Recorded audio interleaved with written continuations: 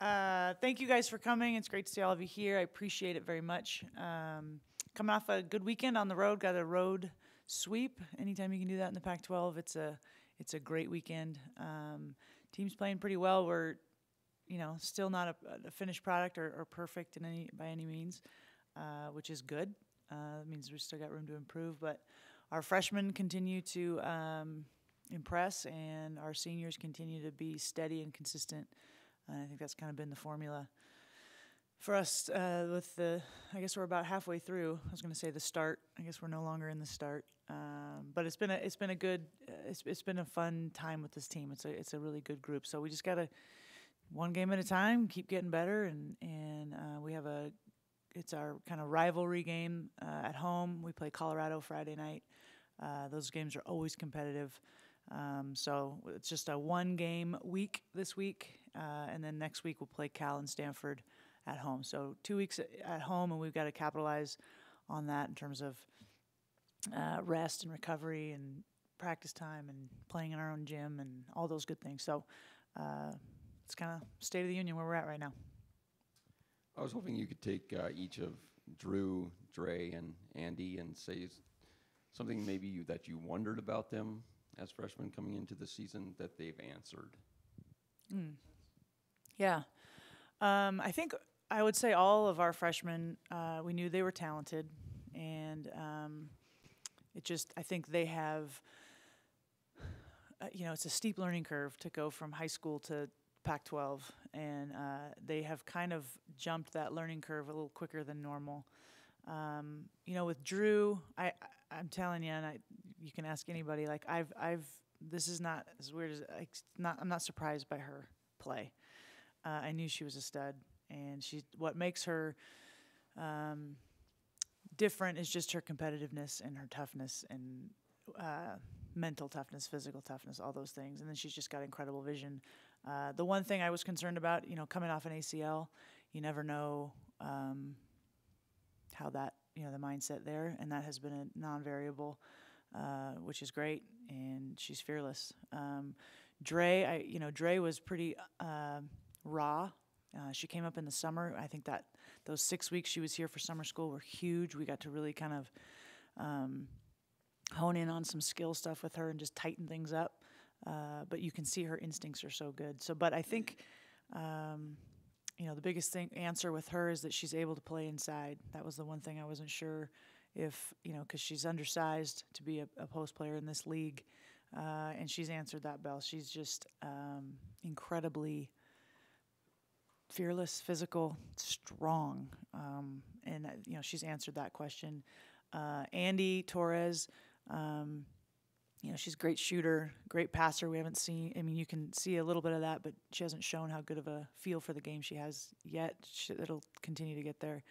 But again, I think she's picked things up.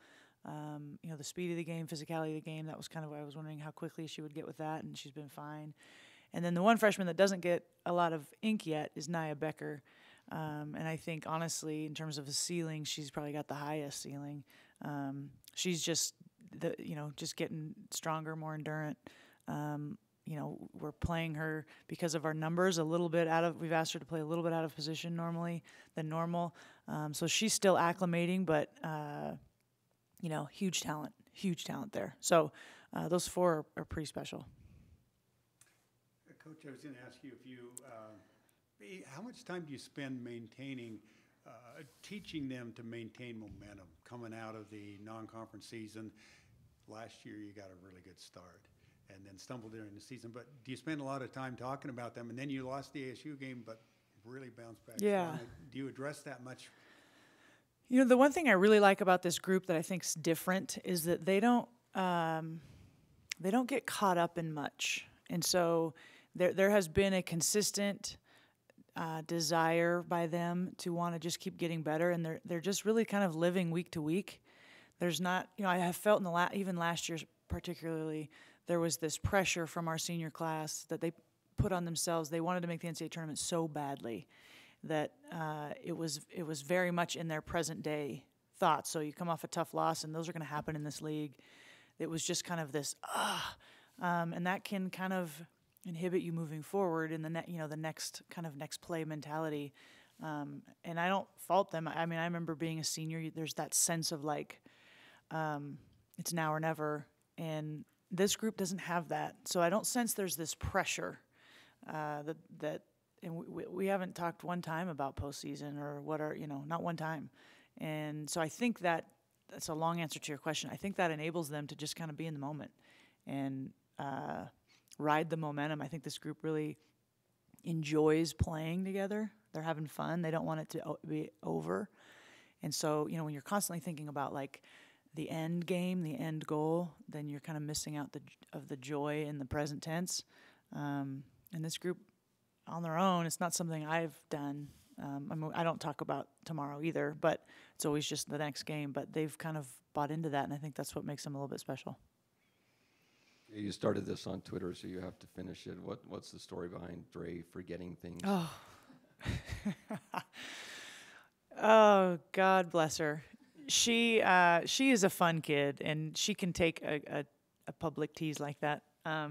She's just forgetful. I mean, she just turned 18, and on the court, you would never believe it. Off the court, well, there's some moments, but if we leave a room as a team, like we're on a hotel in the banquet room watching film, we leave. You could put $100 down every day that Dre has left something in the room. And one time she lost her scout, which is a huge, the paper scout they get in the preseason, I think, which is just a huge faux pas. And then as a result, the next practice, the whole team we didn't pick up a basketball. So that was fun. She hasn't done that again, but she's just a goofball. Such a fun kid to be around, and if you've interviewed her at all, you understand what I mean. And so yes, I did blast her a little on Twitter, but she can take it. Given your shorthanded numbers, staying out of foul trouble is a huge thing, and not to jinx anything, but your team seems to have a real knack of playing defense without fouling. Mm-hmm. What's the secret to that? That was so. At the end of the year last year, we as a staff really kind of did a SWOT analysis for we actually really did of kind of things that we're good at, things that we're not, things that we've really got to get better at. And in terms of the X's and O's, the two things defensively that we have to get better at if we want to make a jump in the Pac-12 was 3-point percentage defense and not fouling. And so we have emphasized that since September. And our 3-point percentage is 10% less than it was last year defense. So we're giving up 29%, which is great. Our goal is 28%, so we talked about it yesterday, not quite there. Still got to get better, but the fouling has been huge, particularly because of the low numbers. Obviously, foul trouble, we can't afford it. But we're doing a good job of just not fouling, and it takes discipline and practice, and it's certainly you got to decide, but that's one of our main goals is not to let a team get in the bonus any quarter. Like if we can do that, we're going to give ourselves a really good chance to win. Hi, Coach. Hey. You had talked about Drew and her toughness. Just in what ways has she been a sort of playmaker for you guys in the right spot, doing the right thing? She's just a really talented player, got great vision, toughness, motor, all those things. It's also an incredible luxury to play 2-point guards at the same time. They both, Erica Bean and Drew Gilton, them both playing at the same time has really made both of them better. And it's a luxury as a coach to have 2 point guards on at the same time. You can do so many kind of fun things. And you can go away from the other team's best defender, and you can it's a luxury. So I think them playing together has really enabled Erica Bean to be, she's a confident player right now, which is really fun to see.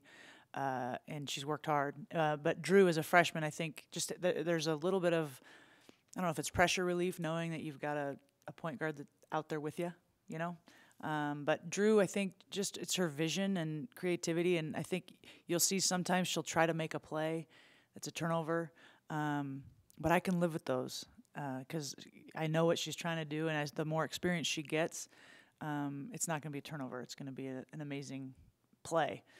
So she's learning, getting better as she goes, but she's just a special player. Awesome. Thank you, guys. Appreciate you being here.